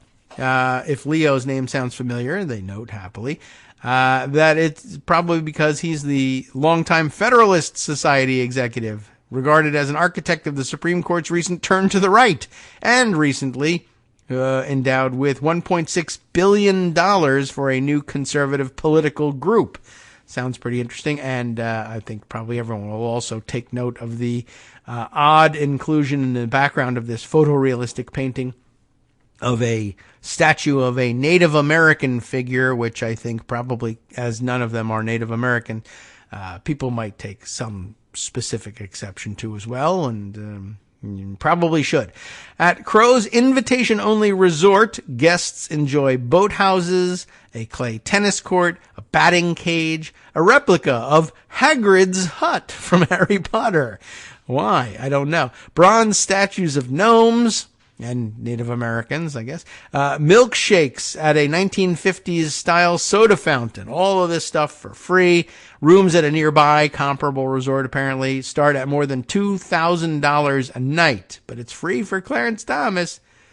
While Thomas and Crow have a genuine friendship, say sources familiar with the two men, and that's the defense that elected officials very frequently now are able to offer at their corruption trials. Bob Menendez did it, saying that the trips he accepted from a friend, well, they're the part of a genuine friendship. And okay, it seemed to work with the courts. Bob McDonnell in Virginia and his corruption trial, same thing. So I'm sure that his defenders will point to this. They have a genuine friendship. Well, at any rate, these vacations often do put the justice, as well as putting him in contact with his genuine friend, they also happen to put him in contact with other genuine friends of Mr. Crow here, who happen to be corporate executives and political activists. And I guess that's really the heart of it. During just one July 2017 trip, for instance, Thomas's fellow guests included executives at Verizon and PricewaterhouseCoopers, other major Republican donors, and one of the leaders of the conservative American Enterprise Institute think tank. according to records reviewed by ProPublica. These trips appeared, of course, as Greg mentioned, nowhere on Thomas's financial disclosures, where justices are required to list most gifts. ProPublica tells us that they drew on flight records, internal documents, and interviews with dozens of people ranging from yacht staff to a scuba instructor to uncover Thomas's travel details. If you were wondering, what about that book? Why is the signed copy of his memoir even part of the evidence for this? And the answer is a guy who works on a yacht says, oh yeah, Clarence Thomas, I took him all around New Zealand way back when.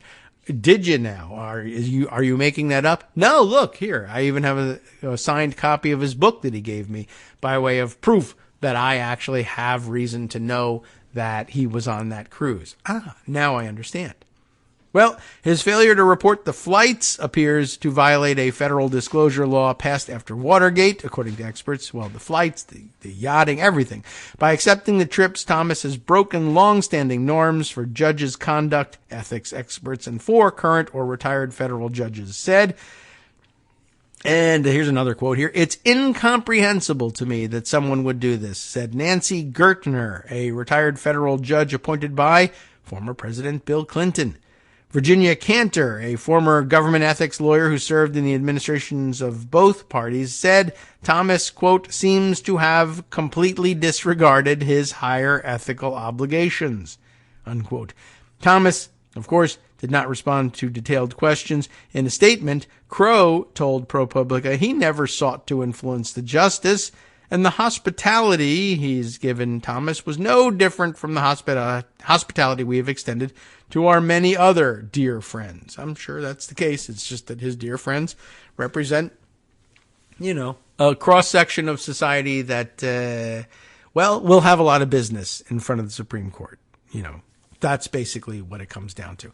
All right. So anyway, that is the quicker version, I think, of the entirety of the article. But you should absolutely thumb through it yourself, see what details you want to pick up on and what you would magnify. And hey, if you think we missed something and you feel like sitting down and recording it, why not go ahead and do so and send it to me via email at kagrox, K-A-G-R-O-X, at gmail.com.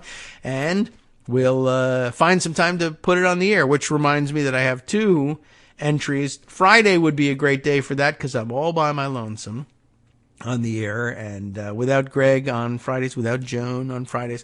So why not? I'll have to clean up my own files here and make sure they're all racked up and ready to go. But I think Rosalind McGregor has got something. Darwin is back with a recording, so I'd like to be able to include that as well. Maybe Friday would be a good day for all of that. And give me a chance to take a nap during the show. All right, let's see. Maybe a quick hit before we jump into our third and final break. I mentioned that Daily Kos Elections Morning Digest folks have got something on another Republican power play going on. So now we've mentioned, the Tennessee expulsions, the Wisconsin rumors of threats against threats to impeach Janet Protasiewicz. And by the way, I mean there's a grain of, I don't know, it's not really truth, but something to actually worry about, even though everybody is saying, well, it would be a bad plan for you, so they won't do it. But I mean, also running on extremist abortion bans is a bad plan, but they do keep doing that, so it's not entirely out of the question. But let me jump over to the Montana story just for a second. The Morning Digest headline being Montana GOP, you know who they are, plots one-time election law change to screw over John Tester. I'll give you their rundown of it, hopefully right before the break. Republicans in the Montana State Senate on Tuesday evening passed a bill to change the rules for the 2024 U.S. Senate election, and only the 2024 U.S. Senate election, and only Mrs. Riley, too, in a move Democrats blasted as a partisan power grab, because that's what we're talking about here, partisan power grabs aimed at weakening Democratic incumbent John Tester in a tough state. The proposed legislation would do away with partisan primaries and instead require all the candidates to compete on one ballot.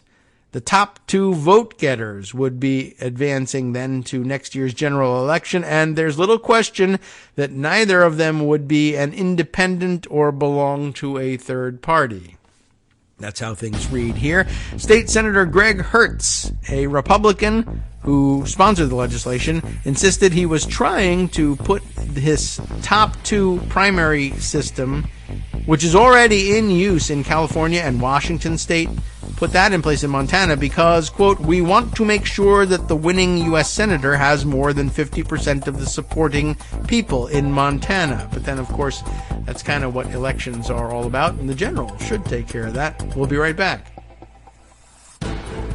Hi, everybody. It's me, David Waldman. Yes, the same guy who interrupts you all the time. Interrupting you one more time just to tell you again, another reminder that your contributions are what keep this show on the air, and Patreon.com, Patreon.com, is still among the easiest ways to make the sustaining subscription donations that keep us afloat.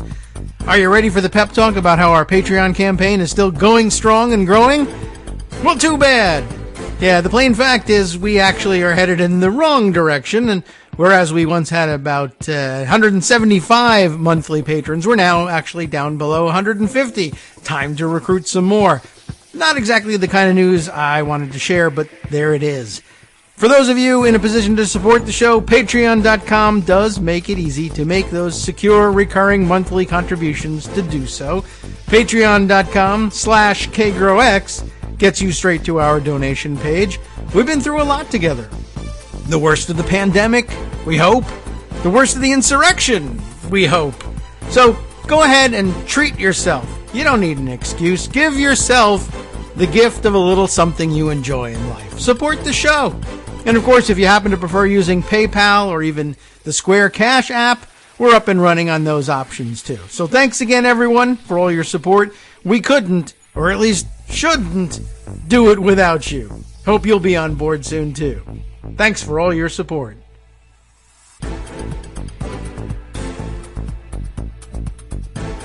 All right, welcome back now to the Kagro in the Morning Show here on Netroots Radio. Let's continue on with the reading from the Morning Digest over at Daily Kos. The rotten dirty trick. Interesting trick. I mean, you might say, well, you know, they do use the single primary. What do they call it? The jungle primary still, or do we get rid of that terminology? Top 2 primary system, rather than having different party primaries, as most states do. And they're looking at it as a way to rid themselves of a Democratic senator from Montana, John Tester. So what did Greg Hertz, the state senator who sponsored this legislation, says, well, we want to use this because we want to make sure that the winning U.S. senator has more than 50% of the supporting people in Montana. I think he means more than 50% support of the people of Montana, which usually when there's a race between a Republican and a Democrat, you do find that I guess, there's sometimes votes for third parties or whatever, or write-in candidates. And so I guess, you could have a 49% to 49-43 with various other votes scattered around, or 49-48 for that matter, and say, well, you only got 49% of the vote. Yeah, well, the other guy only got 48% of the vote. So, what are you going to do? But you could just have a runoff system, which, also kind of sucks, but they have down in Georgia. But they didn't go with that one because, as it happens, Republicans have been losing the runoffs down in Georgia, so maybe they wanted to go a different way. Hertz also defended the decision to put this in place for just one race in just 1 year, which doesn't sound like all that, normal or cool or straightforward or reasonable, right? Why just one race for just 1 year? Well, he says that he was picking the U.S. Senate race for a top 2 test run because of the power of the office and its 6-year term. And so I guess they're saying, well, if it works out well, i.e. we win, then we'll maybe use it for all races. But I just thought I would test it out. Now, normally you say, well, why don't you test it out? If you're not sure it's really a good system, maybe test it out on something that isn't, quite so consequential. Like sometimes with cleaning products, they'll say, you want to test whether or not this cleaning product is going to discolor the surface that you intend to clean with it. Well, try it on an inconspicuous corner somewhere that it won't matter so much if something screws up. Like that's how you would test out a new idea or a new product like that. Well, Greg Hertz says, well, actually, if I were designing I were writing the instructions for this cleaning product, I would say spray it right in the middle of your favorite garment or furniture.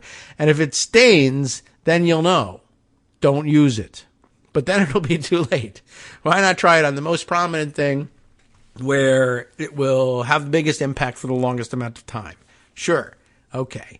Critics argued that this was no more than a scheme to weaken Tester, and Tester only, in a state where Republicans frequently complain that Libertarian Party candidates cost them vital support. The senator himself won his 2006 contest by unseating Republican incumbent Conrad Burns with that very same earlier described 49-48 plurality. And he defended his seat 6 years later by pulling off a 49-45 victory in another race where a libertarian claimed the balance.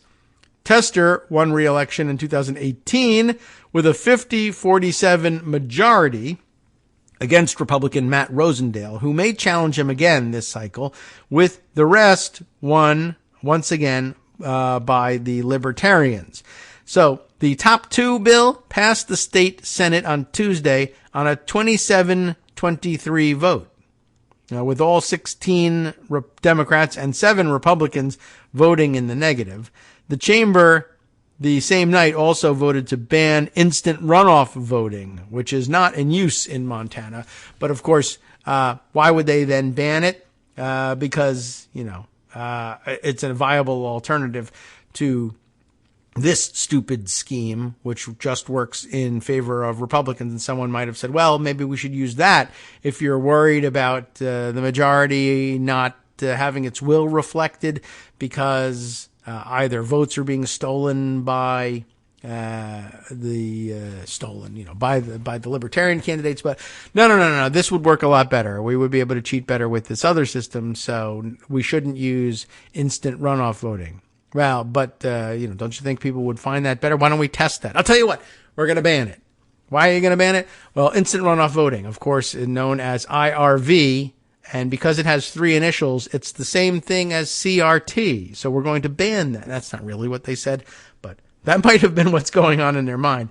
There's some awfully dumb people out there running state legislatures, but they went ahead and banned instant runoff voting, even though no one's using it in Montana. The legislation must still be approved, of course, by the state house, unless they just decide to throw out the Constitution. So what the hell?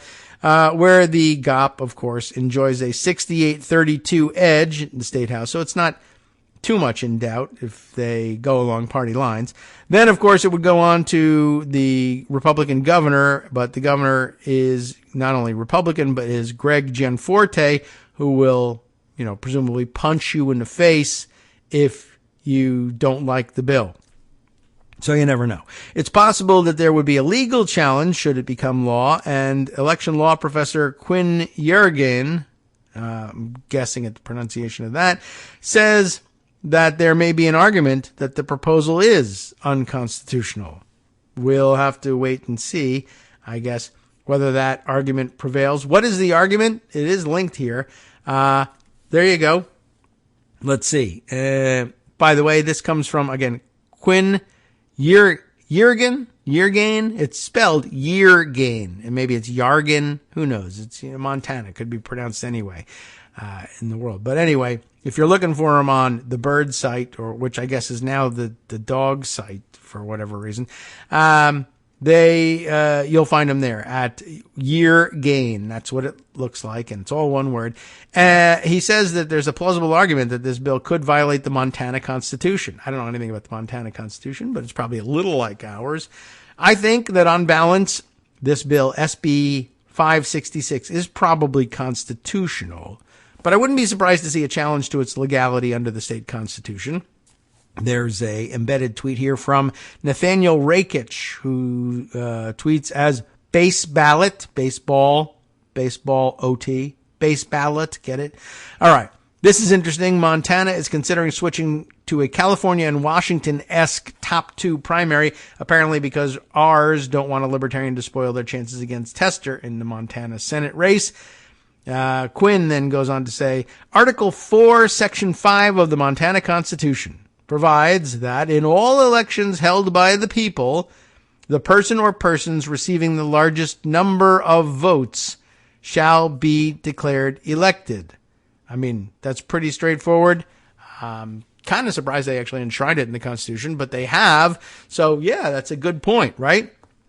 Section 13.3.103 of the Montana Code has crystallized this requirement too, but SB 566 modifies it. So what are we talking about? In statute, it says, as to determination of a winner in elections, the individual receiving the highest number of valid votes for any office and a general election, nonpartisan primary or partisan primary election, is elected or nominated to that office. The two individuals receiving the most votes in a top 2 primary are selected to advance is the new language. So I guess SB 566 changes section 3, section 13-1-103 of the Montana Code annotated is amended to read, where it used to say that the highest number of valid votes for any office at election is elected or nominated to that office. But now we'll read in a general election or a nonpartisan primary or partisan primary election. Okay, and then it swaps in the top 2. The provision has rarely been invoked and never in the context of an alternative electoral system like a top 2 primary or ranked choice voting, but many states in the country have similar provisions, as others have pointed out. In 2017, the Maine Supreme Judicial Court issued an advisory opinion that some features of the ranked choice voting statute passed by the legislature violated a similar provision in the Maine Constitution. As Rick and Mike point out, named above, Maine's plurality vote requirement and other similar requirements were adopted to specifically avoid the chaos wrought by majority vote requirements, which I've also written about in the New England context, and he links there. I'm unaware of a top 2 primary facing a challenge for violating a state constitutional requirement that the person receiving the most votes wins. In California's case, the state constitution was amended to add the top 2 primary, which mitigates any such challenge. In Washington, voters added the top 2 primary as an initiated statute, and although its constitutionality was challenged, the challengers focused on an alleged violation of the First Amendment, not the plurality vote requirement. I'm unaware of any challenge on that ground. Regardless, I'm not sure that Washington's top 2 primary is constitutional under the state's constitution's plurality vote requirement. It is literally not the case that the candidate who receives the most votes for, say, governor of Washington wins the gubernatorial election. The same is true in Montana. The candidate in the 2024 U.S. Senate election receiving the most votes in the election will not, by virtue of winning most of the votes, be elected to the Senate, U.S. Senate. Moreover, the development of the plurality vote provision in Montana suggests to me that it has an intentionally broad reach. The 1889 Constitution required that the plurality vote winner is elected in all elections held by the people under this Constitution. The 1972 Constitution eliminated the under this Constitution language and extended it to all elections held by the people. However, there's very little information from the convention records as to the reason behind this change. But a primary election may not be an election, quote-unquote election. The state constitution doesn't expressly include primary elections in its plurality vote requirement. Though most state constitutions don't include such a requirement, some do. So, on balance, I think that the literal fact that the top two primary isn't an election that determines who is elected likely tips in favor of its constitutionality.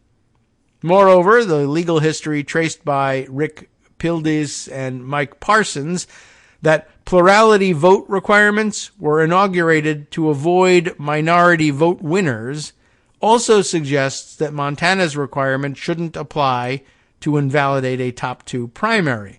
Nonetheless, I'm not overwhelmingly persuaded that SB 566 is constitutional. There's a reasonable chance that if it's litigated, it might be found unconstitutional. So the Tester campaign might be well advised to challenge it. And then he sends a copy to Mark Elias, who might be the one to bring that challenge. Okay, very interesting. Just updating you on all the weird tricks in the works in various states, because it's kind of important to keep tabs on all of them.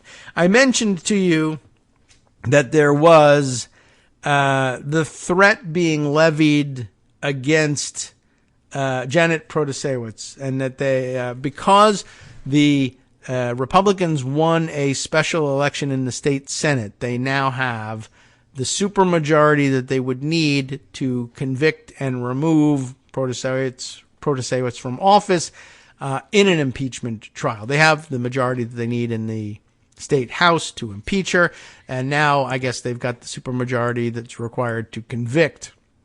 So, Greg outlined why that would probably not be a good strategy, but like I said, so is running on 6-week abortion bans and total abortion bans and the like, and they have not yet really convinced Republicans to stop doing that. So I guess it's possible that they might think, just strike out at everything you can, slash in every direction possible, and just see what happens. All right. So even though the Republican leadership in the state Senate is doing what normal, everyday, ordinary pre-MAGA Republicans used to do about these things, saying, no, we're not actually going to do that. I don't know.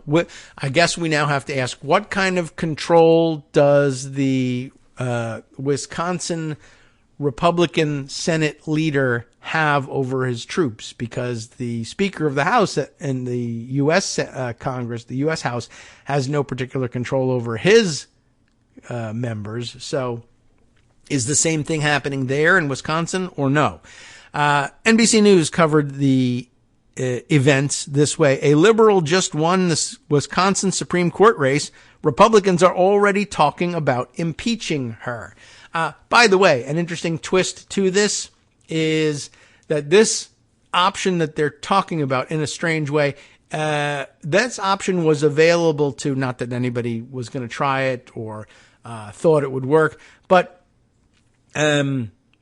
when people were saying, oh, well, we ought to be impeaching, where some people did float this idea, we ought to be impeaching, and good people at that, we ought to be impeaching Brett Kavanaugh, for instance, for lying during his confirmation hearing when he said, all sorts of things. Well, one, that, and over the fake FBI investigation, which really should have done a better job, and they just basically did capture and kill on all of the tips that they got about his behavior in the accusations that he was something of a sexual predator back in the day. Also, of course, lying about his positions on abortion, et cetera, during confirmation hearings. Would all of that be serious enough?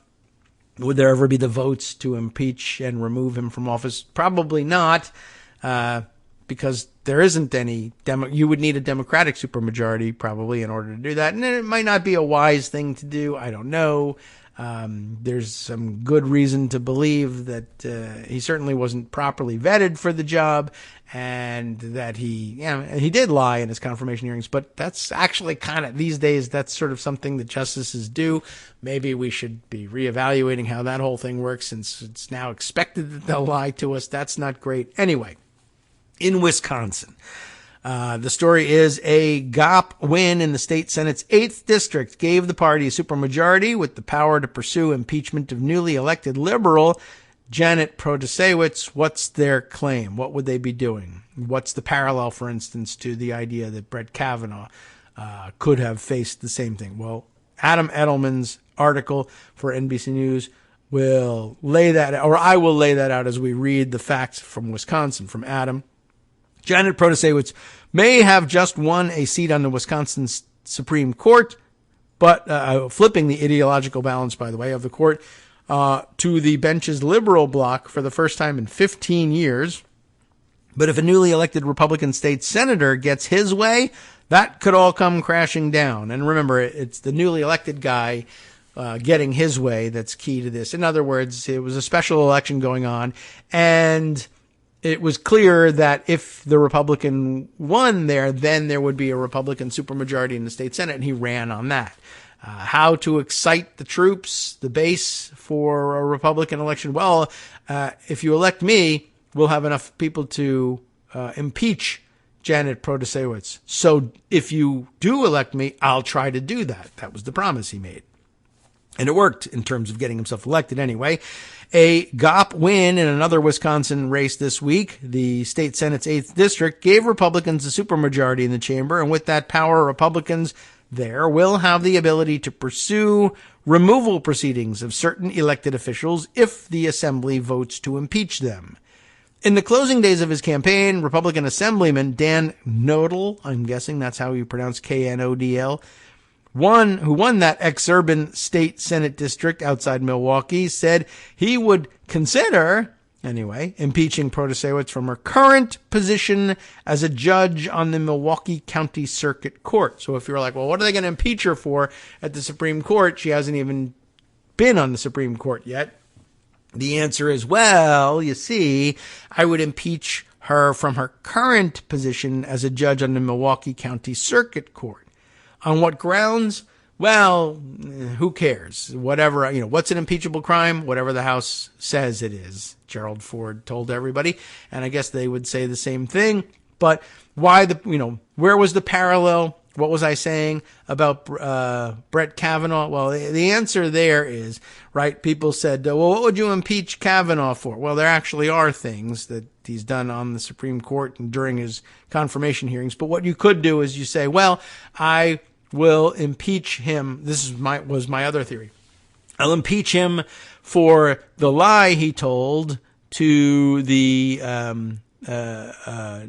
Judiciary Committee in his hearings. And by the way, he told the same lies in his confirmation hearings to the D.C. Circuit Court of Appeals. So you could do that there and say, I'm impeaching him from that position, even though, yes, now he sits on the Supreme Court. I will remind you of the Belknap precedent. Can you impeach people from federal offices they no longer occupy? Yes, you can. And what's one of the punishments that you can impose on that person? Future bans from all federal service. So I was suggesting at the time, and I guess you could still do it, I impeach you from your job, which you no longer occupy, the D.C. Circuit, on the D.C. Circuit Court of Appeals, and the punishment is banning you from federal office hereafter, and that will now include your new job at the Supreme Court, and you are therefore excused from service there and vacate the seat. You see what I was saying? Well, it's a thing. People, of course, had it been done to Brett Kavanaugh, Republicans would have said, this is an outrage and it's totally invalid. You can't do it. But, of course, if the opportunity were to arise for them to use it against a liberal justice, well, it seems that they would be interested in doing so.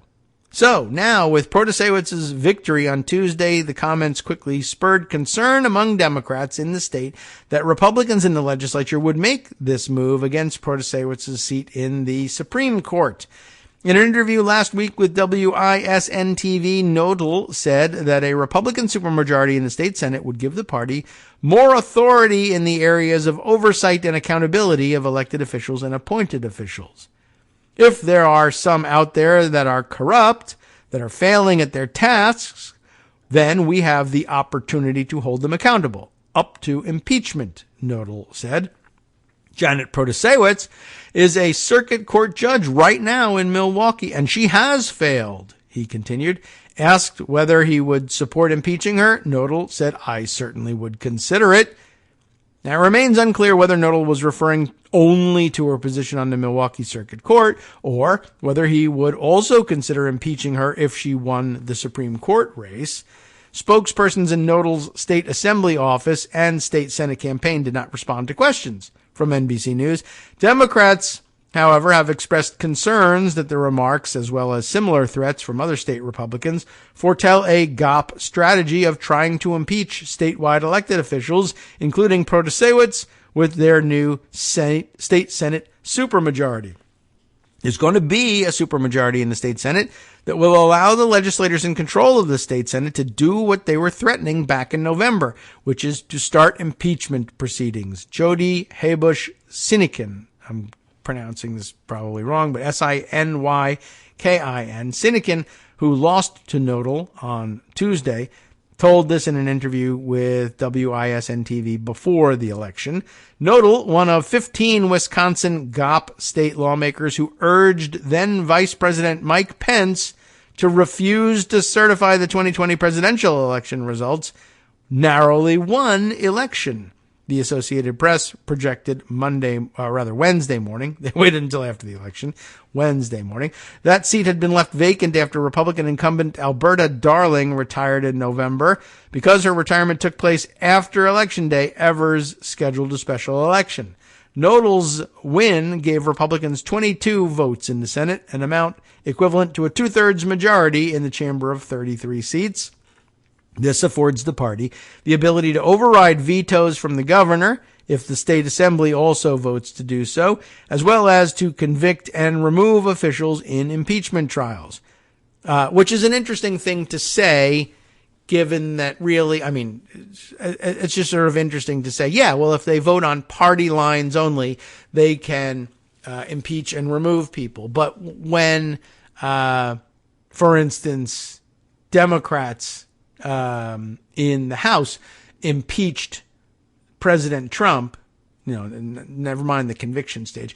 When they did that, and they did it on a strictly partisan basis, Republicans, screamed, this is the only time it's ever been done on a strictly partisan basis. But then, of course, some Republicans did vote for the impeachment. And then they said, well, they're no longer Republicans, so therefore it is strictly on party lines and therefore invalid. But they now plan to, do the same thing, or at least threaten the same thing in Wisconsin. Under the Wisconsin Constitution, the state assembly can impeach with a simple majority all civil officers of this state for corrupt conduct in office or for crimes and misdemeanors. The Wisconsin Supreme Court has previously ruled that those civil officers include the governor, lieutenant governor, and judges. Apparently, I think everybody should have assumed that, but I guess there was a question. Republicans currently hold 64 of the 99 seats in the lower chamber. If the assembly votes to impeach, the Senate can then remove that official from office with a two-thirds majority. A spokesperson for Republican Assembly Speaker Robin Vos, who would have to approve such proceedings in that chamber, did not immediately respond to questions from NBC News. Or ABC, probably, if they ask them. A spokesperson for the Wisconsin Republican Party referred NBC News to recent comments from another GOP state senator who indicated that the Senate would not advance any prospective impeachment proceedings against Protasewicz. But it might not be up to them, honestly. If the House were to impeach, I don't know how much latitude. I mean, I would think if they decided, well, we're just not going to hold the trial, they might be able to get away with that. But I haven't seen the Wisconsin Constitution close up on that question. While the state Supreme Court and its members are both technically nonpartisan, the race between Protasewicz, a liberal, and Dan Kelly, her conservative opponent, took on a bitter and especially partisan tone. Throughout her campaign, Protasewicz made clear that her positions on many issues, most prominently abortion rights, aligned with those of the Democratic Party. She was endorsed by the Democratic abortion rights group Emily's List, Hillary Clinton, former Attorney General Eric Holder, and several other prominent Democrats. She faced relentless criticism from Kelly and Republican officials in the state for having so prominently telegraphed her positions on political issues like abortion and the state's gerrymandered legislative maps, as well as other hot-button topics the state Supreme Court is all but certain to decide in the coming years. All right, that's the end of that article, and it's kind of the end of our time for today. I was just thinking as I was reading it, is it fair to call Emily's List a Democratic abortion rights group? I mean, it certainly was a founding principle of theirs to only support pro-choice women, but I think it's a little broader than, an abortion rights group, although, it's not a bad atmosphere to make that your focus, certainly. Anyway, just sort of wanted to call that out as a possibility in case people objected to that. All right. Well, as I said, we've reached the end of our time here.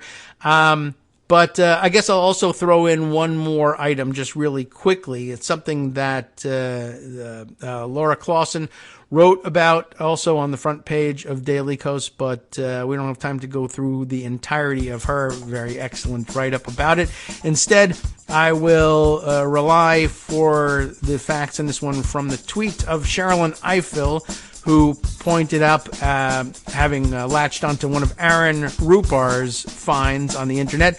James Comer, Republican chair of which committee is it? I don't even remember. Over in the House, says on Fox and Friends that he took calls yesterday from county attorneys in Kentucky and Tennessee who said that they were eager to, quote, go after the Bidens in order to retaliate for the Trump indictment. Wow, and Sherilyn quite rightly pointing out, for a prosecutor, an actual prosecutor, to announce plans to launch retaliatory partisan political prosecutions is a violation, direct violation of their oath of office. To do so also runs afoul of American Bar Association standards for prosecutors, the Code of Professional Responsibility, the bar rules of their state. So who's doing it? Who's saying so? What are their names? And why aren't we investigating them? Well, because it just started. But that's a good point. Those people ought to be called out by the bar associations in their states. The idea that, I'm sure it excites the troops, but it's a direct violation of everybody's oath of office to say, well, to hell with it. We'll just make up charges then because one of our guys is a criminal. We'll criminalize being one of the opposition members. You have been listening to Kagro in the Morning with David Waldman. Well, there's a lot that's not right. And Justice Putnam will be doing cleanup duty over at the West Coast Cookbook and Speakeasy next with, more information, of course, on providing extra security to those involved in the Manhattan case against Donald Trump following a string of violent threats. How odd and unpredictable is that? See you tomorrow.